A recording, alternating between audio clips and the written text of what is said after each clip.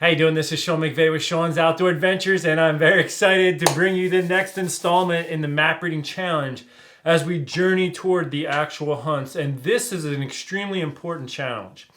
This whole season, with the 4 groups competing for a brand new XOP Air Raid Hang-On Tree Stand, a Bowtech Range 6, a bow case from the Allen Company, arrow rest, Ripcord Ace arrow rest, all these prizes that they're competing for, it really grew out of that competitive nature between the 2 teams I ran last year. I ran a group in Maryland called Team Maryland and a group in New York called Team New York. And they wanted to see who could win, and nobody scored on a buck, which means it left the whole thing wide open. So now I want to do an epic showdown on the same piece of public land in Pennsylvania, Maryland versus New York and PA. That's where this thing is growing out of. And we've added on 2 other groups. Now we have 4 total teams competing for all the prizes. But this is the nuts and bolts of where it grew out of. And in this challenge, one team gets a decisive advantage. The public land they're hunting is cut almost right in half. It's actually just a little bit down on the southern tier is a little bit smaller than the northern tier. And the northern tier offers a lot more opportunities for taking advantage of deer movement based on topography. I told all of the contestants to study the entire area and that they needed to be ready to go no matter where when they showed up. They didn't know that they were going to have a little competition and someone was going to get to choose who hunts where. Here's how the competition goes. I have taken a little baggie with my business card in it, and I've hung it about 8 feet up on a tree. I've taken those GPS coordinates and recorded it on a little card, which I'm going to give to each team. They each have a separate place that they have to go to get their little business card and baggie.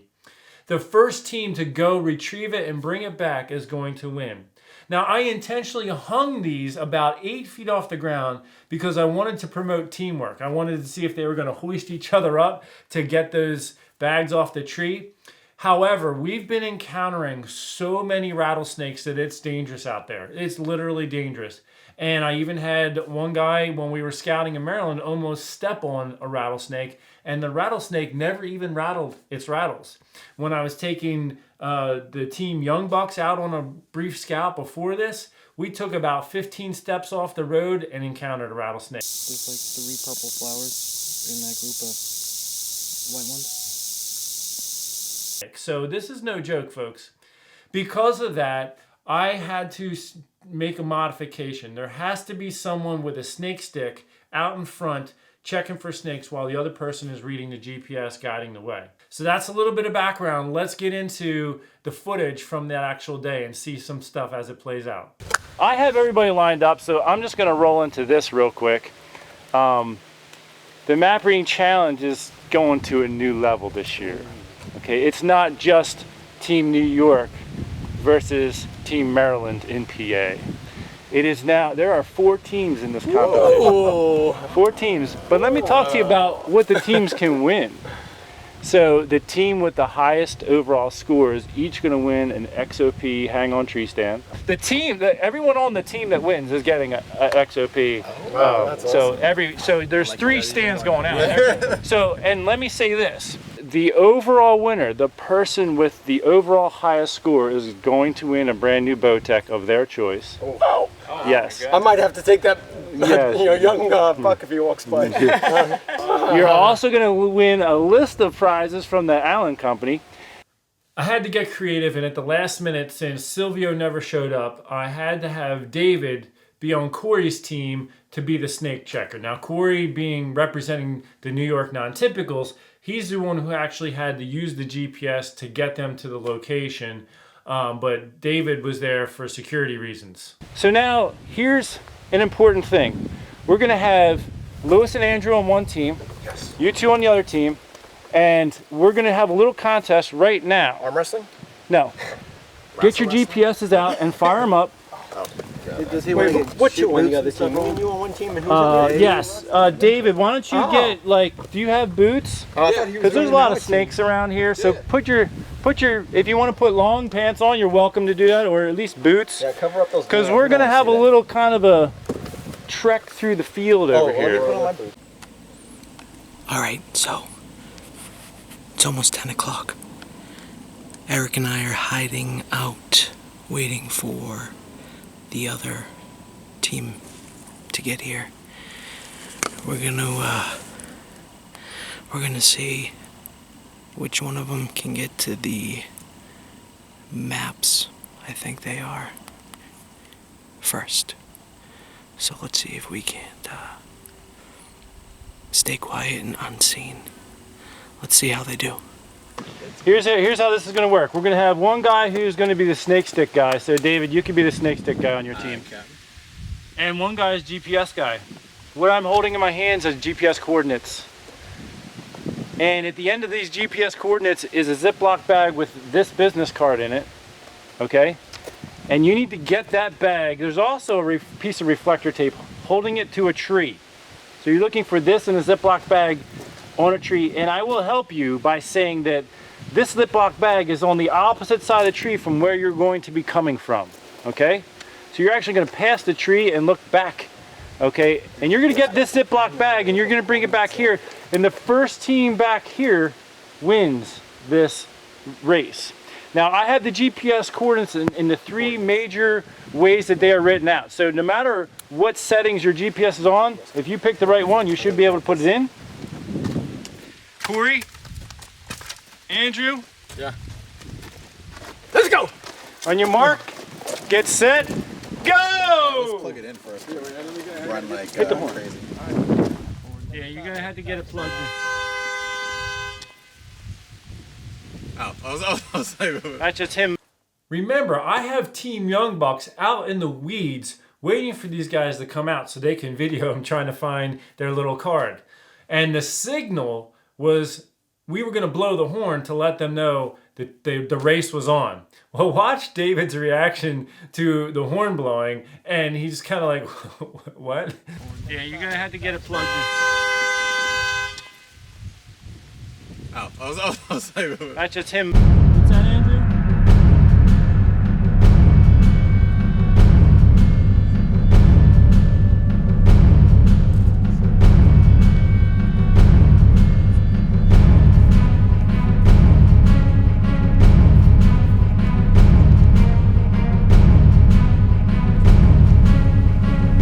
Snake stick guy out front checking for snakes.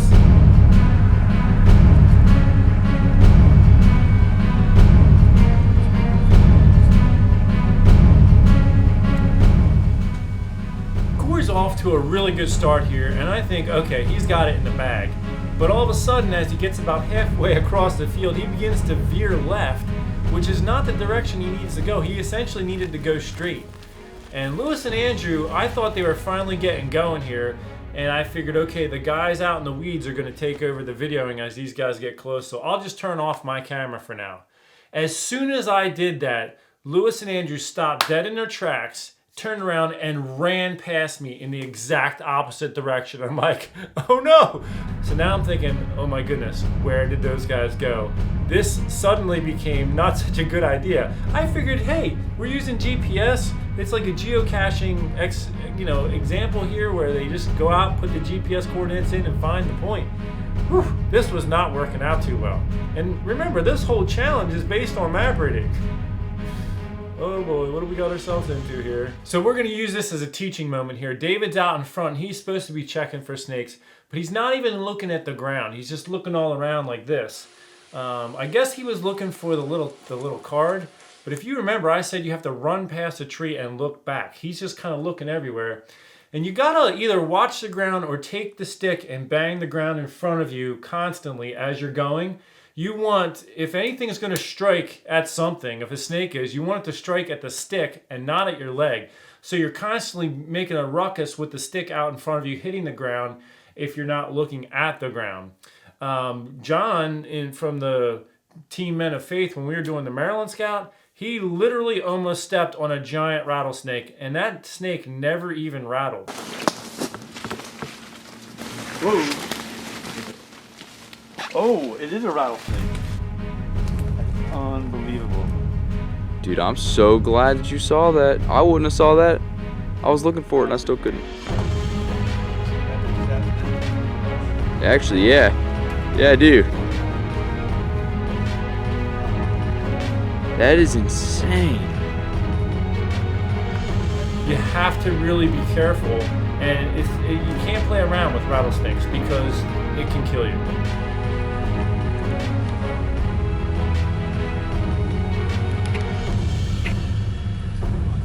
All right, let's lighten the mood a little bit here. We've all seen Eric from Team Young Bucks. He's got a big beard on him.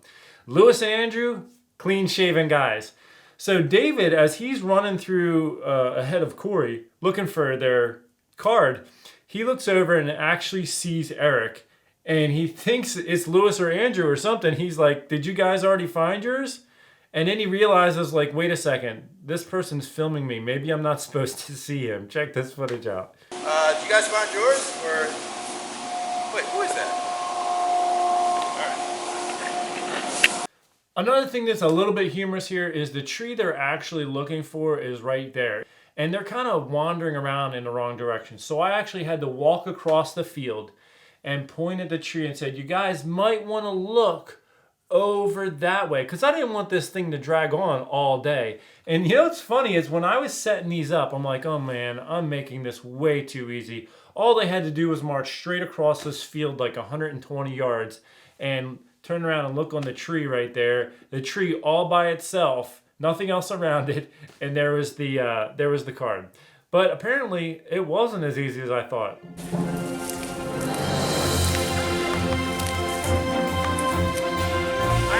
I sent Steve to go find them. Well, Is it done? Yeah, they won.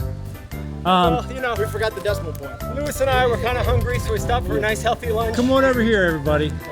Come on over here. So, I mean, when you guys ran in the exact opposite direction, I knew this was going to be here. Over on this side. And there's no snakes, at least from there to the tree. We were chasing the doe. Yeah, we were chasing the doe. We weren't looking for it. Oh, Jerry. Hey, another one. All right. So what just took place was a contest. The winner gets to pick where everybody hunts, essentially. What's wrong? Why can't we put the decimal point in? We both had the same spot. I'm sorry. Being that Silvio couldn't be here and Corey needed a snake checker, but it's Corey, I handed him the card, so he's the one who at least punched it in the correct general area for his team. Corey had the card a half a second before we did. Yeah, but he ran in the correct direction. I know, I heard I put in the decimal point. I heard that. So do over. Okay, yeah. All right, so Corey, this public land that you guys have been told to look at the map is cut in half horizontally by a major road. Do you recognize that? And does that ring a bell in your mind at all? No. Well, I'll just bleep that out. You get to pick. Does your team hunt north or south of? You can have a minute to think about it. Now, I'll give you a few minutes to think about it, but the point is, this is actually huge because since there's a lot riding on the team score, you know, it's a big decision. It matters nothing to Andrew now. We pick good spots wherever we go. There you go. While Corey has time to think of that, I talked about a way that we're going to, lay out when the videos roll out, starting with the scout trip. So whose scout trip video runs first is who hits closest to the bullseye of the target I'm about to pull out, and the recurve that you're going to shoot to hit that target. I'll be right back. I've never, ever. I don't believe in primitive science. Well, I think I need a drink before we shoot this thing, so I'm going to pass out after running up that hill. All right, as a lone star for New York, I have decided to hunt north. North of the border! So you guys are on the south side. I personally would have chose north, so you chose wisely. But hey, if you guys are pulling in some big 8-pointers, then it all worked out in your favor. Good luck, everybody. Get scouting. There you have it. The New York non-typicals chose the north side of the road, which is what I would have picked. So good luck to everybody involved, and I'm sure they're going to still pull some nice bucks out of the south side. I just think the north side sets up a little easier for a map reading challenge. But I have confidence in all these guys. They've all got experience, and they're all good hunters. But as you heard, we are about to have a good old-fashioned recurve shootout. And I have to say, I was shocked at some of the outcome of the recurve shootout. And I hope you are going to stay tuned to see what exactly went down in that challenge. Until then, take care and God bless.